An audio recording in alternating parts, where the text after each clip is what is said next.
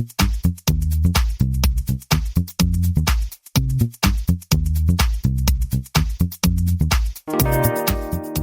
everyone, welcome to the 385th episode of the Internet of Things podcast.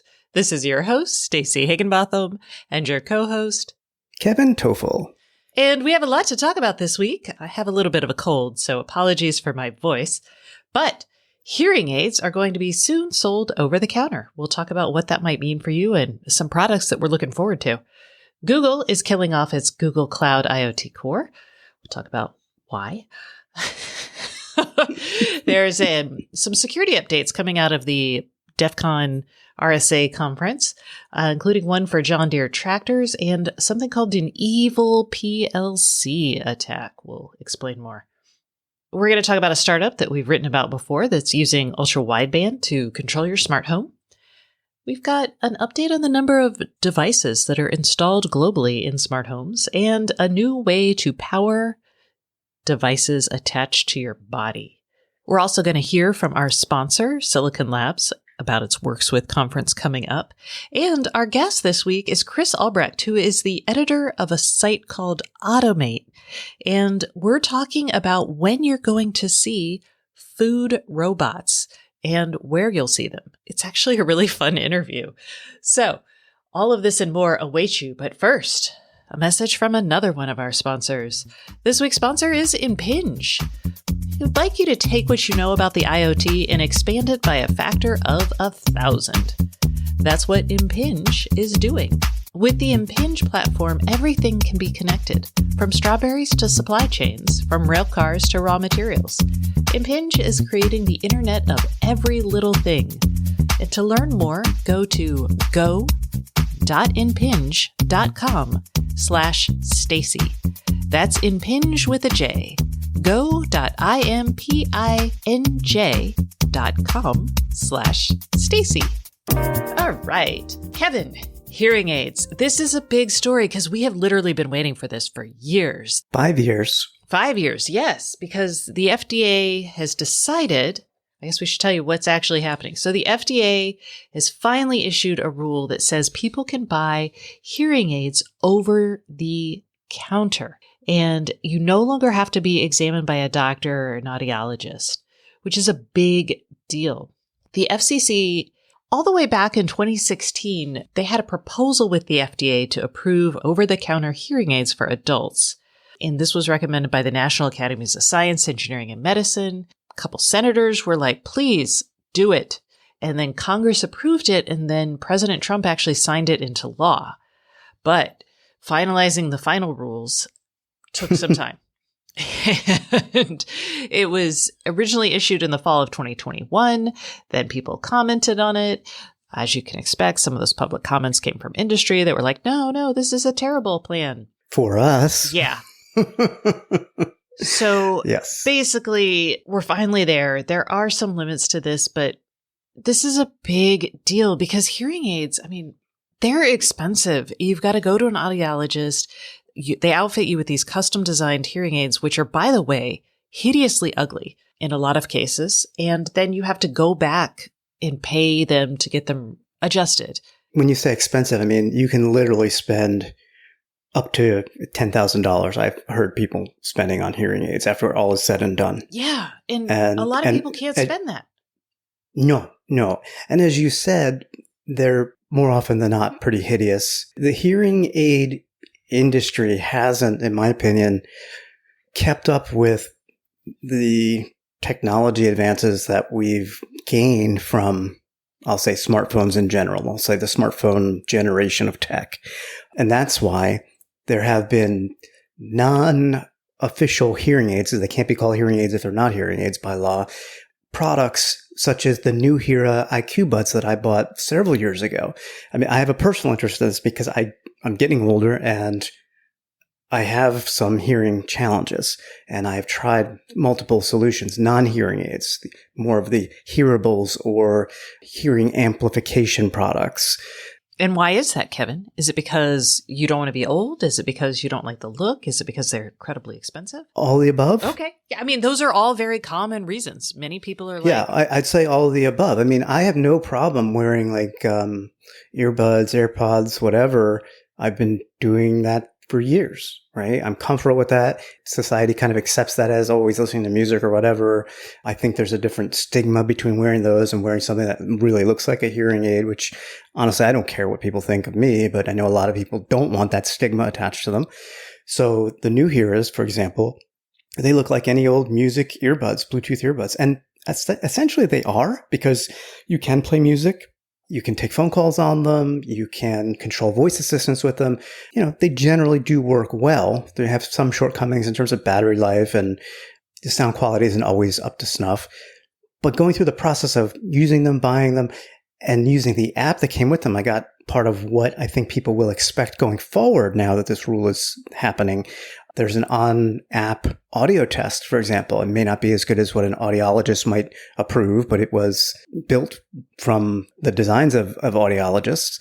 And you're going to see apps that come with these things, and you're going to see a lot more products like that. In fact, I just looked at one based on this story. I didn't realize that Jabra makes their Jabra Enhance Plus, which I'm a fan of their earbuds. I think you are too. You have them, not right now, but you wear them often.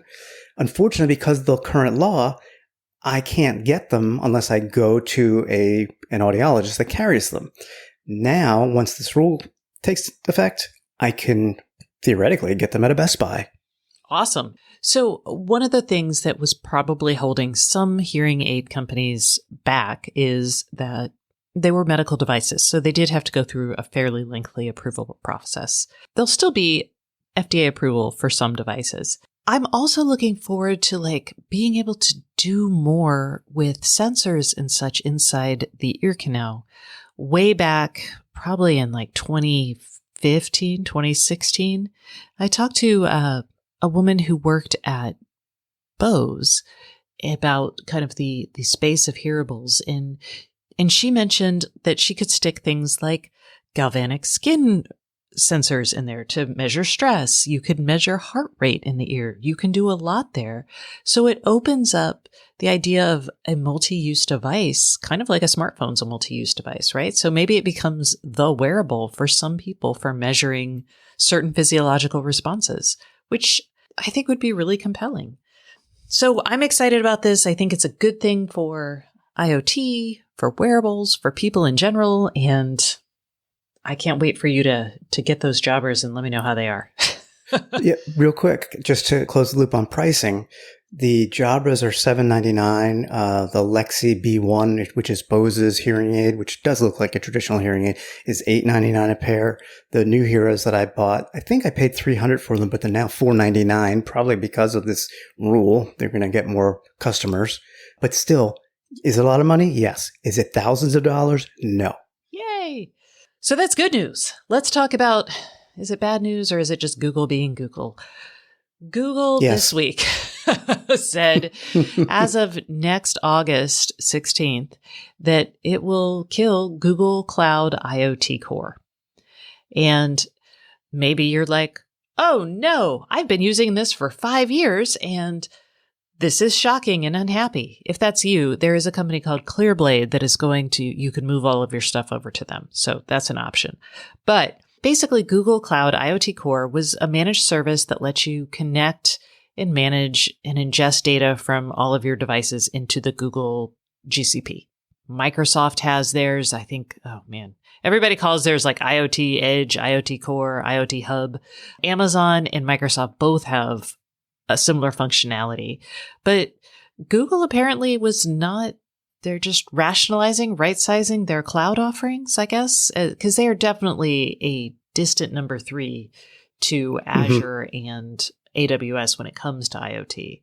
So they are, and that's, I'm sure, a large part of it, but I wonder if a small part of it is the way that the smart home is transforming right now with Matter and the fact that vendors probably less interested in getting their data in the cloud going forward. I'm going to disagree with you because they definitely want to put some of their data in the cloud. I think this is a function of Google just realizing that what is that phrase? You need to put more wood behind fewer arrows or something like that. And they really they aren't a winner in this case. And so, like, for example, you're going to lose your device manager APIs. You're not going to your devices are not going to be able to connect to the Google Cloud IoT Core MQTT and HTTP bridges. All your existing connections will be shut down. I haven't found that many companies that were using Google Cloud. I know that there were a couple startups who were trying it. I actually tried to reach out to them because one of them was also using Helium, but I haven't heard back from them. So, does Matter bring in any device management for these device makers? Because that's kind of why I was thinking what I thought. No. This isn't really a smart home thing. This is much more of an industrial cloud thing. Okay. And Matter doesn't. Matter is all local. So Matter is basically the data models associated with specific devices, and that's all local. I mean, I suppose you could have a Matter certified device talk back to the cloud and send its data back to GCP on Google Cloud IoT Core, but you can't after the next year. So yeah, so that's that. And this is not unusual. Google starts things, shuts down things. Google says they told a publication that was asking about them, quote, "Since launching IoT Core, it has become clear that our customers' needs could be better served by our network of partners that specialize in IoT applications and services." So basically, nobody's buying their stuff. So, yeah. All right. So in security news, DEF CON was last week, and we saw a bunch of hacks coming out of there, the most notable being a new jailbreak for John Deere tractors. This is relevant because John Deere is it's not the voice of the right to repair. It's the big poster bad child. Yeah, it's the big bad or the poster child for the need for the right to repair movement, which is basically, hey, if you put software on everything and customized hardware, John Deere argues, and you lock the software. Yeah, you lock it down. John Deere argues that locking it down is, helps keep their stuff running smoothly. It lets it run optimally with, whatever. They argue that it should stay locked down. And the benefit for them is that only their networks can service their tractors and they can charge people for it. Meanwhile, farmers on the other side are like, that is a bunch of baloney. We could fix our own tractors, and your network of dealers is so backed up that we sometimes have to wait weeks. And in those weeks, we lose our harvest. So it's a big fraught thing. Also, food. We all care about food. So at DEF CON, Sick Codes, that is a sobriquet of an Australian who has previously done several tractor API. He's hacked several tractor APIs, fixed some bugs, etc. He's good at what he does. Yeah, he's reputable. John Deere has actually fixed some of the things that he's pointed out. So apparently the farmers were like, dude, we used to use this stuff that you keep showing off as vulnerabilities to fix our tractors, and now we can't. And he was like, oh, that is not good.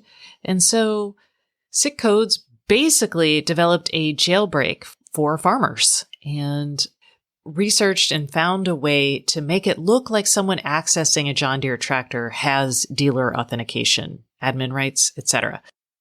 It would be admin rights because he had root access in a terminal to the software and the hardware. Yeah. So then if you can do that, then you get all these great logs, you get all sorts of other exciting things, and basically it helps the farmers. Now, he did publicize this, which means John Deere is probably going to be like, let's fix this. John Deere has said, based on the government FTC pressure, that it's going to make more of its repair software available to equipment owners because, again, they were just not able to service the stuff in time, and people had a legitimate case for breaking into this because they couldn't get their harvests in. But plus the bad PR, I think, had a lot to do with it. Oh, yeah. Nobody wants to be the poster child for something this bad. All right. So that's one of the things that came out of DEF CON. You missed the best part. Oh, no. Don't make me talk about running Doom on a tractor. He got Doom running on a tractor, and he made it custom farm theme I love it. Okay, I'll stop now. Yeah, I know that doesn't help the farmers, but I still think it was cool. Farmers, they spend so much time in those tractors. I've actually ridden in the I John know. Deere tractors, and I would play Doom while I was harvesting that corn. Absolutely. those things are pimped out. They have like Netflix on them, man. Like, I know. it's crazy.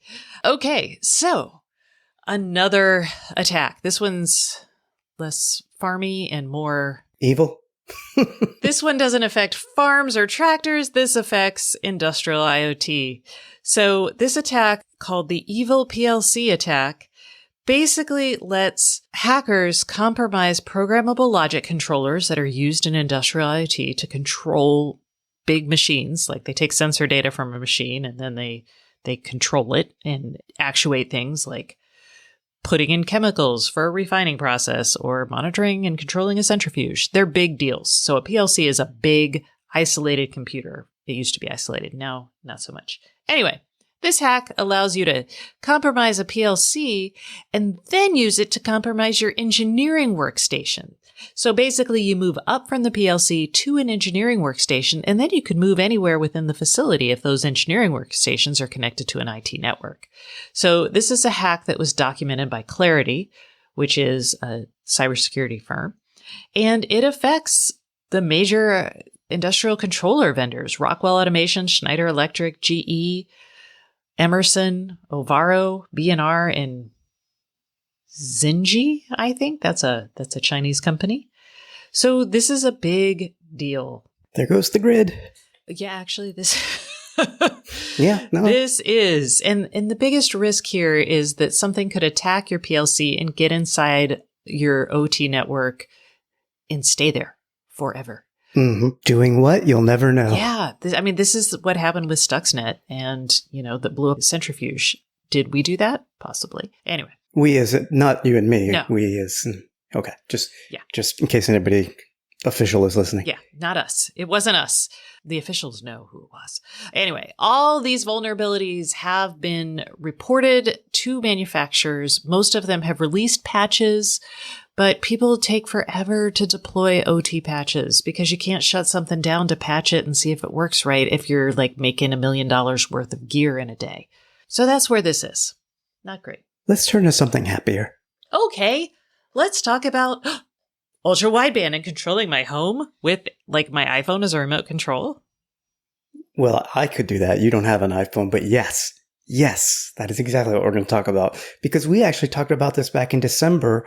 We mentioned this prototype of a developer who created an app using Apple's AR kit.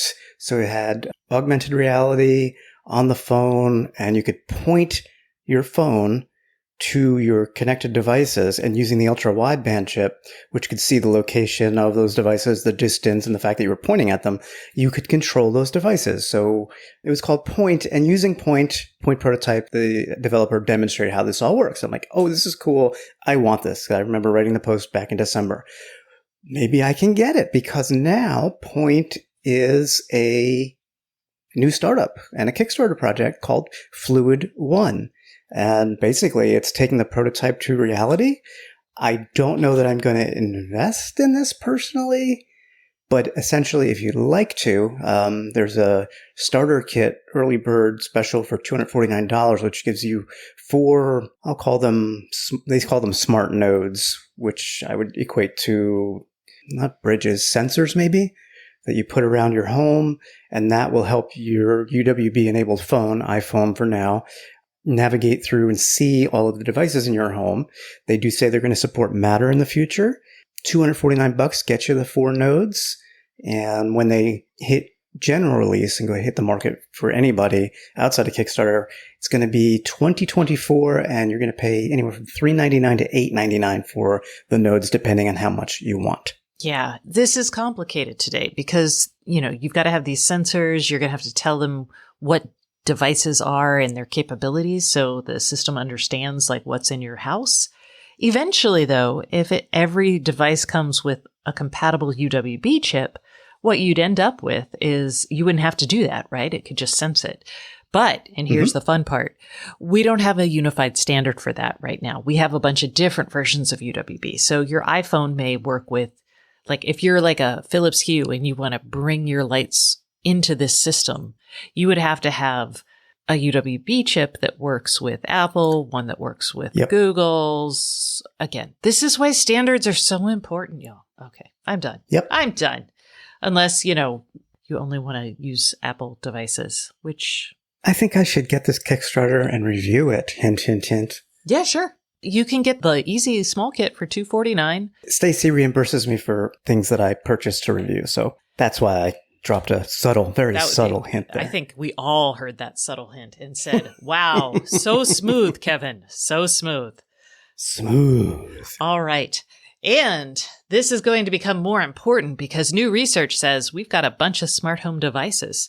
Omdia basically put out research this week that said, hey, the global smart home market is going to experience softening growth starting in 2021 before it continues upward next year. This year, we're going to have basically more than 2 billion devices installed in smart homes globally.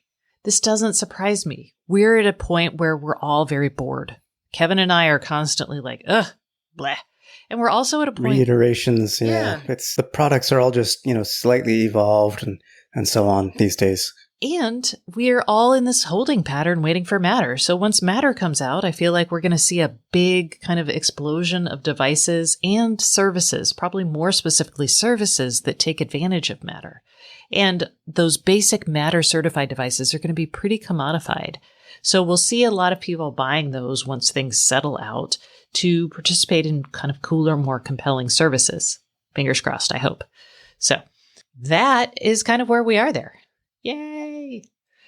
Now, Kevin, what does sweating do for you other than keep your body temperature cool?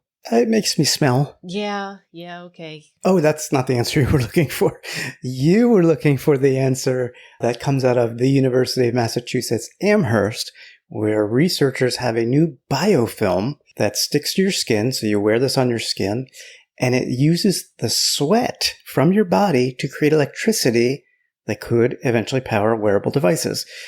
I think saying that this has the potential to power, say, a smartwatch is probably a stretch in the coming years.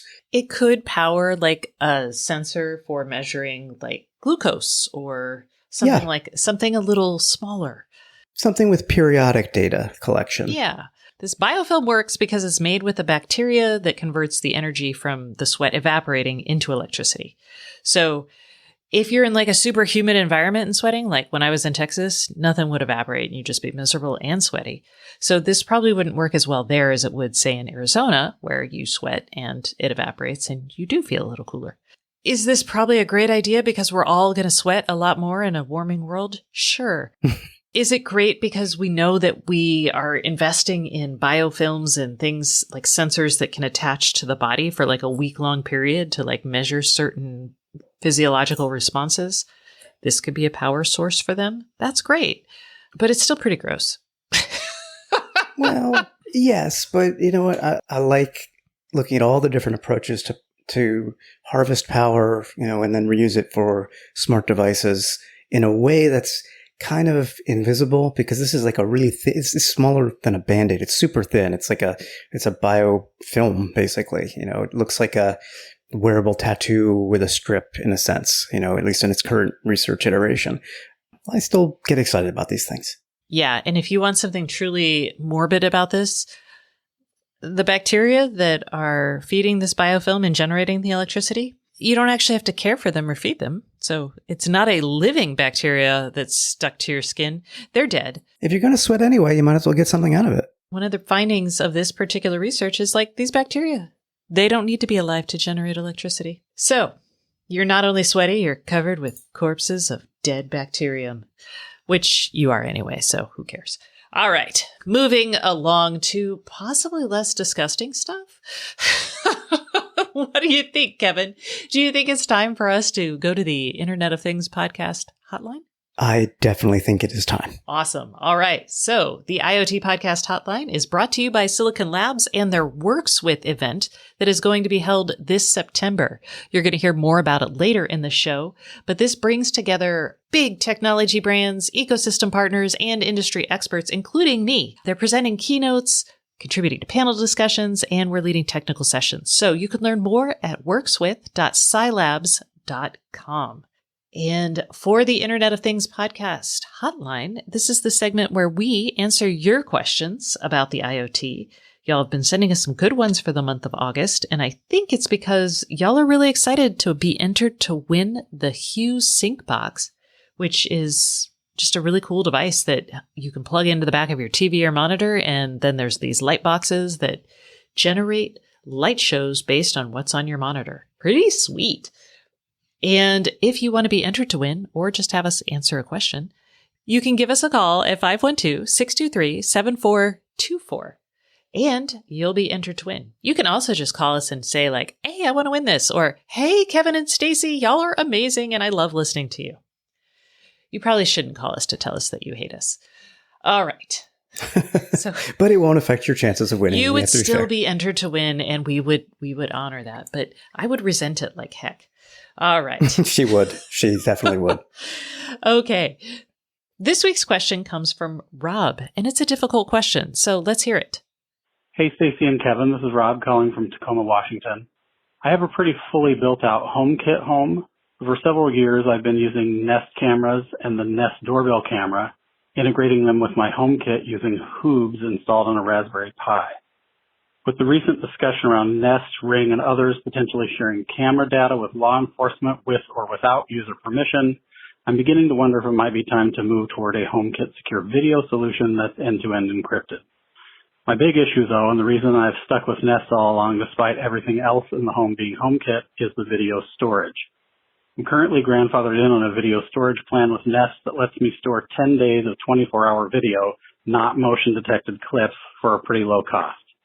My question is, do you know of any HomeKit secure video cameras that allow for this kind of continuous video recording and storage? I don't mind maybe needing to come up with local storage on an SD card or a server, but I really would like to have the continuous video, not just clips when the camera detects motion. Any recommendations would be appreciated. Thanks. Love the show. Listen every single week. Okay, I'm not going to ask why Rob wants constant video. That's his choice. Maybe he has cute puppies. Maybe. But if those puppies move, they would be captured. So this is going to be tricky. And it's not something we can say, go do this, this, and this, because we don't have all the gear to make this work. And yes, you will need more gear to make this work if that's what you want. Because Apple HomeKit, with its HomeKit Secure Video, does not support continuous video recording. All of your event captures on any of the HomeKit supported cameras are sent to the cloud. They are encrypted. But again, none of the cameras that are supported do offer continuous video recording. It's just an Apple choice. That's just the way they put it into place. So you said that you don't mind coming up with local storage on an SD card or a server, and good, because that's exactly what you're going to have to do. Let's talk about the couple ways to do this. You could you could keep some HomeKit secure video cameras for your event recordings, which I know you want, and those would also give you your notifications. That's, I think, your bare minimum, and then you want to add continuous video. To do that, you could get some non-HomeKit cameras, such as something from Wyze that includes support for SD card local recording. And then you could set those up to record constantly. You're going to go through SD cards pretty quick, or you're going to have to change them up. But that is an option. And there are others. There are a few other cameras that do have SD card recording, but Wyze would be probably what I would choose.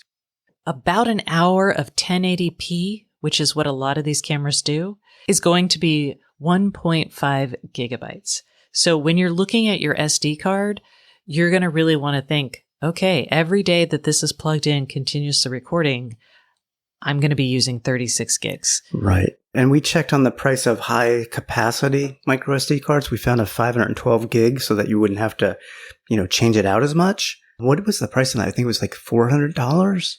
Oh, that was for the terabyte one. So, okay. I think, if you get 512, I think you can get them for like 60. A high quality one, it looks to be around $100. Okay. Which isn't terrible, but you could actually, you're going to pay more for SD card storage than your cameras, more than likely. So that's something to consider, but that's, again, a personal choice. The other option is, and this, again, haven't tested, but found several people on Reddit who are actually looking for the same thing. They wanted continuous video recording with HomeKit Secure Video. They set up their own systems with a server and cameras that support the real-time streaming protocol, which is RTSP. Some cameras actually do that natively. Others you may have to flash with some new firmware. But basically that gives you exactly what it says, real-time streaming. You could then send that stream back to your local server where you can have gobs and gobs of terabytes of storage and just, have a whole history for months and months on end of your continuous video recording. But now you're looking at adding a server and storage for that and setting up the cameras to use an IP address to send that data to the server. So there's, a little bit of elbow grease involved. There's simply no off-the-shelf solution for what you want. It's going to require something with either local storage that you buy or setting up a server at your house. So, yay. So I wish you luck in your continuous video taping journey, and I hope your puppies stay adorable forever. All right.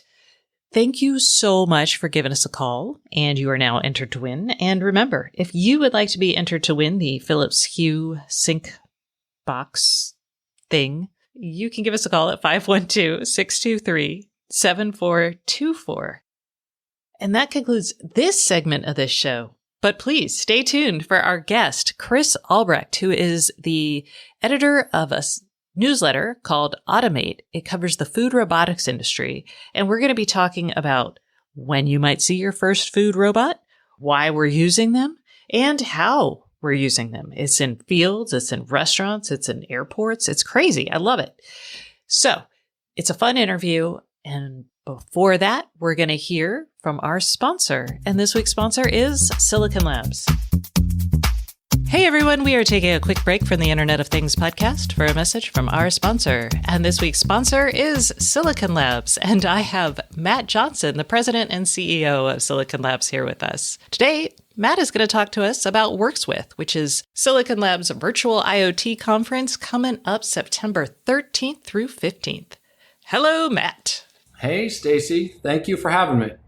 So this is going to be the third annual WorksWith, and it's one I'm excited to be a part of again this year. But for everyone, can you share a little bit about what WorksWith 2022 is going to look like? Sure. So WorksWith in its third year has really become the go-to developer conference for the IoT space. We bring together all the major ecosystems, design partners, and developers from across our industry. The agenda's big. We have over 75 technical sessions and workshops and great keynote sessions, if I say so myself. The conference is free and virtual, so anyone from around the world can attend. And I also think it's just an exciting time to bring our industry together as we see the space we all know and love really accelerating. We're also seeing initiatives and capabilities like Matter, Sidewalk, security, machine learning, all gaining momentum and relevance in the space. So I think it's a really great time for the industry to come together. Okay. And speaking of keynotes, can you give us a teaser of what we can expect in these sessions? So I'm excited to be opening this year's WorksWith conference, along with some great guest speakers from both Amazon and Google. And as part of that, we're going to be diving into the state and impact of smart connected devices across our space in the home, in cities, industrial and commercial applications. We'll also be discussing what's on the horizon for the IoT and really how we all work together better to design and bring great new solutions and experiences to life. And of course, we'll have some exciting announcements from Silicon Labs as well. So WorksWith is September 13th through 15th. It is virtual, and where can our listeners go to learn more about the event? The best place is our website, workswith.silabs.com. If you go there, you can find the agenda and all the signups for the workshops. And remember, registration is free, so we hope you'll be able to join us. And again, that website is workswith.silabs.com.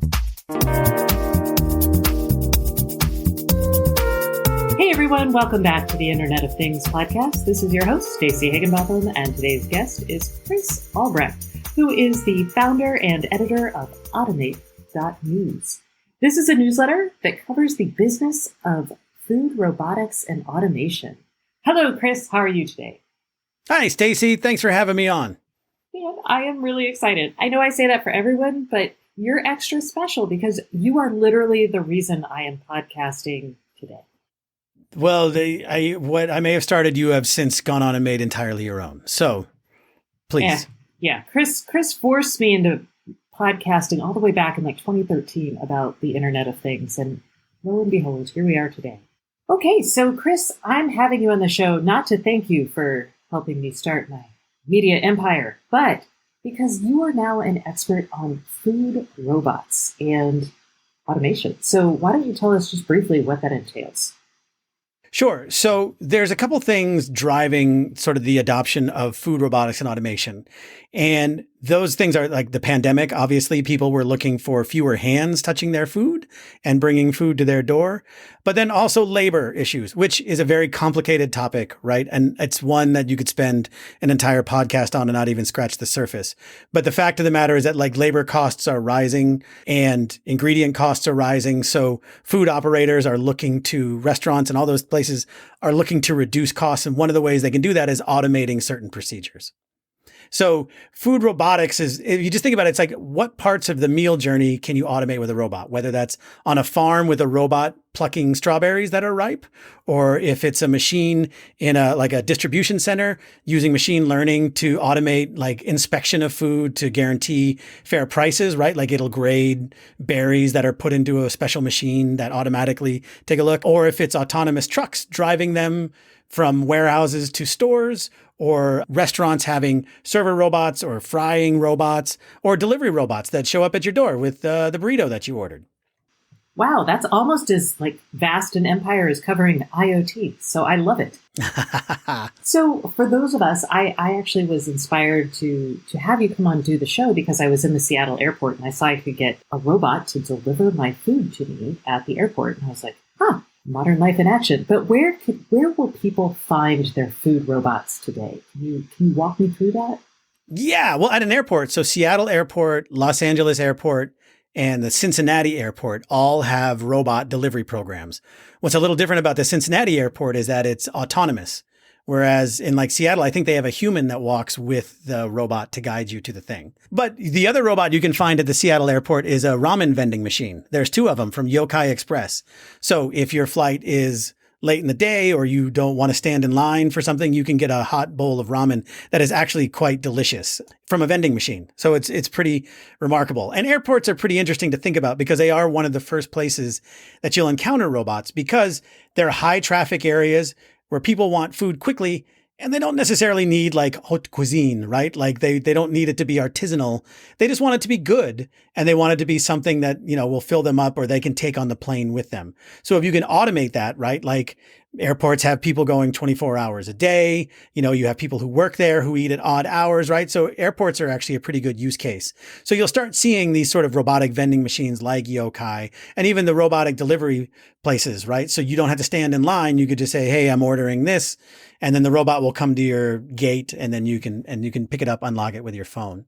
Honestly, people right now probably won't run into a food robot unless they live in a particular area or going to a particular airport.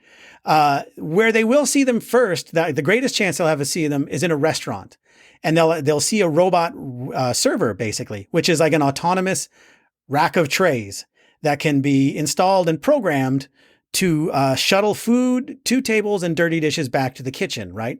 So what you're seeing is actually, if you Google robot servers, what you'll find is that you'll see a lot of stories from local markets, from like Eau Claire, Wisconsin, or St. Petersburg, Florida, or Shreveport, Louisiana, right? Like smaller markets and these mom and pop stores and, getting into the robot server business, right? And that's in addition to like Chili's and Denny's who are experimenting, they are obviously national chains that are also piloting robot servers. And what this shows is that there's interest on both sides, right? It's not just big chains driving the adoption, but they're affordable enough and easy enough to set up to where mom and pop restaurants are installing them as well.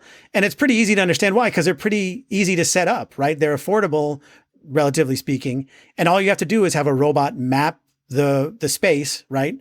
and have it make sure that it doesn't run into people. It has collision avoidance, right? And some of them even have screens on the front that can promote specials or even sing you happy birthday, which if you've ever worked in a restaurant is like the most like, it is not fun. Like putting on that smile, blowing the train whistle and singing happy birthday to somebody. So that's where you're going to start encountering these first. So what do these look like? I'm picturing a rectangle with a bunch of trays and I'm like bussing my own table into them and it's like a Roomba on wheels. What is that? Yeah, but taller, right? So if you think about just like, it's literally like a rack. So it's like 2 or 3 shelves stacked vertically and it's got wheels underneath. And some of them, like the Bellabot from Poodoo Robotics, has kitty ears. And if you pet it, it'll purr. Okay. And then there's some sort of housing for LiDAR and electronics and... Yeah. So yes. So they'll be able to do like understand if somebody walks in front of it, it'll stop, right? And it'll be able to move around and it'll know how to find table 22. And then it'll, bring the food over. So the reason that you're going to see it there, not only is that it's a good use case. It doesn't require a lot of infrastructure to be built into a restaurant, right? You don't have to redo anything. You don't have to install anything big. You just need a place for the robot to charge and a time to map it. But it legitimately helps a server who, is carrying around big trays of food for, however long their shift is. And this sort of takes that the server can then, instead of worrying about carrying big trays of food around, they can focus on customer service. Oh, so you still have a server with this. Right. So you would still have humans there, but this is just sort of taking the back and forth, the straight mileage that a server might put on themselves in a shift and saying, okay, the robot will carry the food out, right? And then the server can follow up and either, there's a question of who puts the food on the table. Sometimes it'll be a server, sometimes it'll be a customer, right? But like, then the server can come around and go like, does everybody have everything they need? Is there anything else I can get for you? Instead of, setting up, carrying the tray, setting down the thing that you set the tray on, and then, doing all of that stuff. Still feel like they should sing happy birthday to me in that situation, but that's okay. What about delivery robots? Where else might I see these? So delivery robots right now are sort of interesting, right? There are pockets around the world where you can see delivery robots in action. There's Serve Robotics in Los Angeles, along with Coco. Dallas, I think, is burgeoning with Coco, and Austin has Refraction, right? But so there are pockets of places that you can go. They're not super widespread. Part of that is regulation. Some of these robots are teleoperated, which means that there's somebody who is monitoring them and driving them around. Like Coco it's basically someone remotely has an Xbox controller and is literally driving the robot around, right? Which has one series of regulations that you would want. And then others like Serve is level 4 autonomous, which means that it could travel without a human. But some cities are a little more skittish about that. They don't know what robots are going to do or how they're going to interact with people or people with disabilities, right? Like there's still some concern there. Like the city of Toronto outright banned sidewalk robots last year, but other places are sort of embracing them. But overall, I think we will see more delivery robots just because if you think about placing an order for delivery, the line that's used in the industry is you don't need a 2-ton car to carry 2 tacos. That's just inefficient on all kinds of levels. It adds more city congestion. It's bad for the environment. It's not great for the driver. And it's not great for the user, right? Because a car has to drive around and find this parking spot and, bring the thing up to you. Whereas, and now this is more of like a more of an urban setting where there are like densities of people living closer to eateries. And it's because these robots only travel at like 4 miles an hour. So you don't want them traveling super fast. So what is the range for a delivery robot, do you think? Well, it really, I don't think that's been established, honestly. Like you'll see Serve Robotics in West Hollywood only delivers to certain neighborhoods in West Hollywood. In terms of what the radius is, it's going to be dependent on a lot like hills, right? Like how many people are in an area, like crosswalks. There are other things that you would want to be considerate of, things like police stations or fire stations or, pedestrian walkways. So I don't have like a specific, this will go this amount of mileage on a charge, but the idea still remains, right? Like having a smaller robot carry your tacos or your meal makes more sense than having a full-size car. And there are other form factors, right? So in Austin, Refraction moved its headquarters there, and their robot is a ruggedized, like 3-wheeled robot that can drive in bike lanes. So it can go up to 25 miles an hour. And it's meant more for suburban areas, right? So it could go further out than like a KiwiBot, which is a lot smaller and moves a lot slower. especially because if it can move in the bike lane, then it doesn't have to navigate around pedestrians, especially during a busy time or whatever. Okay. And then what about robot chefs? And I mean this like inside restaurants. You mentioned the vending machines at airports. Are we there yet? I feel like I've seen a few pizza making robots, sandwich making robots. Yeah, again, you need to think about the use case. So we are not fully there yet. So that is to say the technology is there, but the implementation is not, right? Like a company called Miso Robotics made Flippy, which originally flipped burgers and cooked burgers, but then found a better use case in becoming a frying robot because it's a lot easier. That's more of a bulk item, right? So you're starting to see like Chipotle is piloting that to make tortilla chips. Jack in the Box is piloting it along with an automated drink dispenser. So they have a number of pilots going, and White Castle is going to use them at up to 100 of their locations, right? And that's another good use case, which is, is it better to have a robot or a human standing in front of giant vats of hot oil, where it can be slippery or people can get burned, right? Like, and also in places like White Castle, one of the things they said was they're open 24 hours a day and had a really hard time staffing people overnight, especially during COVID.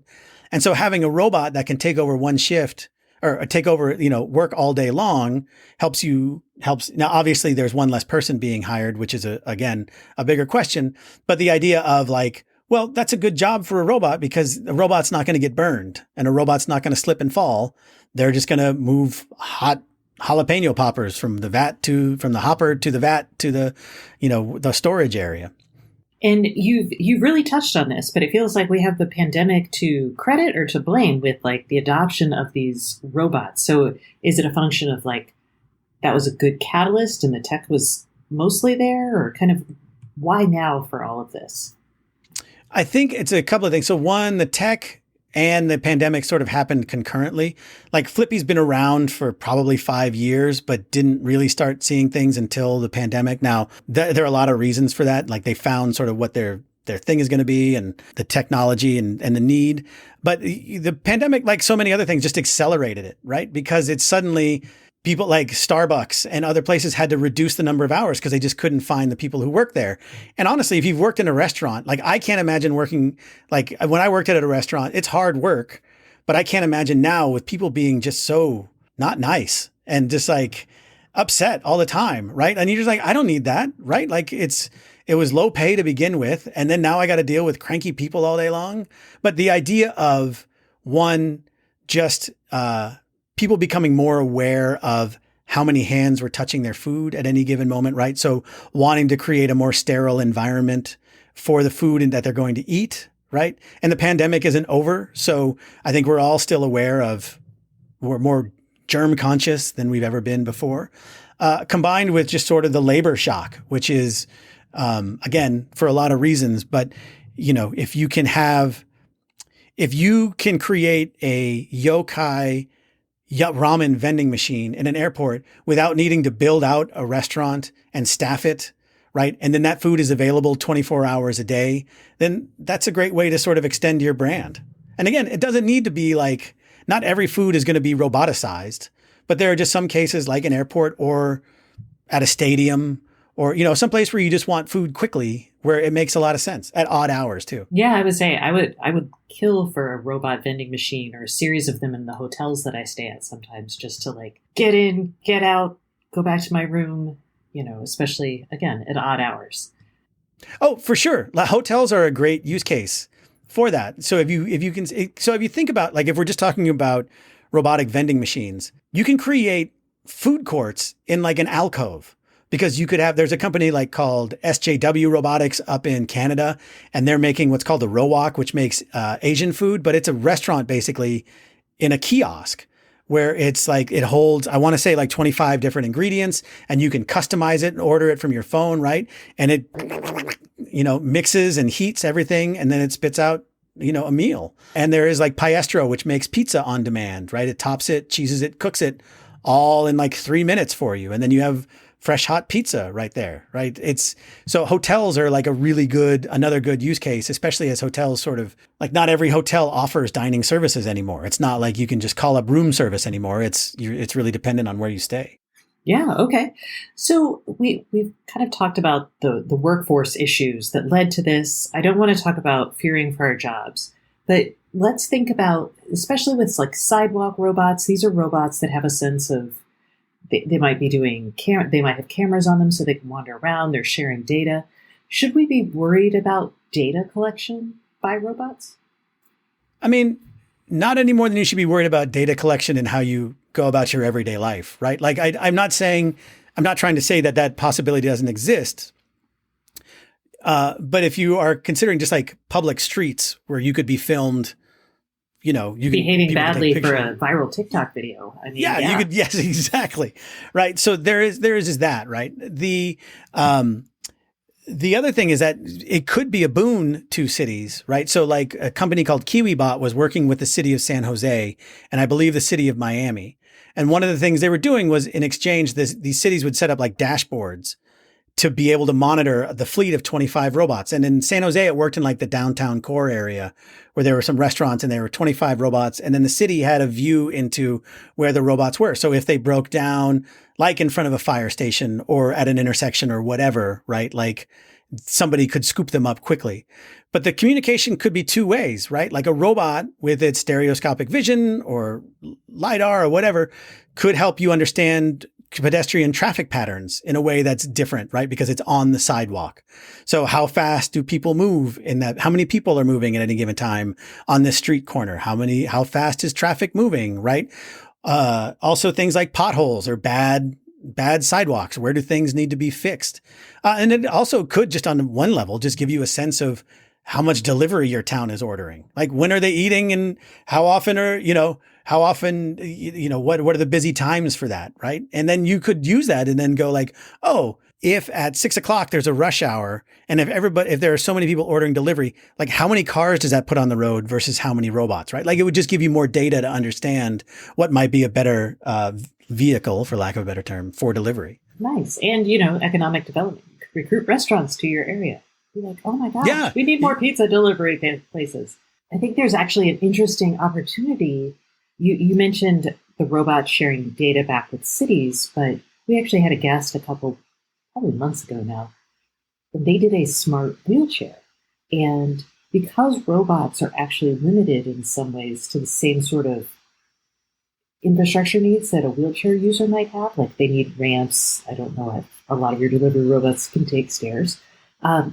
There might be a really good option to like start sharing data between those two communities to provide like easy access. And then it would also broaden the number of entities that would get value from more handicap accessible spaces. So that could be like a win-win. Yay.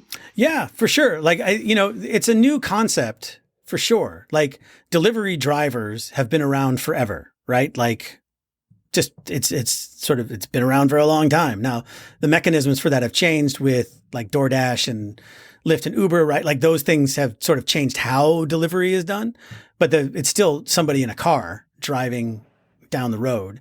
And robots are new, right? And they're at the point to where they can technically achieve the same things as a delivery driver. You're right in that, if you're living in an apartment building, chances are you would have to go downstairs to meet the robot, right? Like there are still opportunities. There's some, like in Korea, they were testing like daisy chaining, having robots talk to elevators and secure buildings so that you could get access.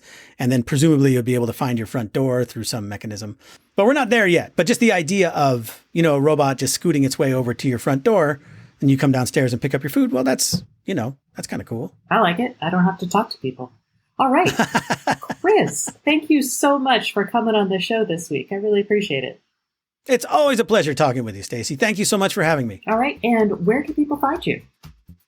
They can find me at automate.news. That's OTTOMATE.news.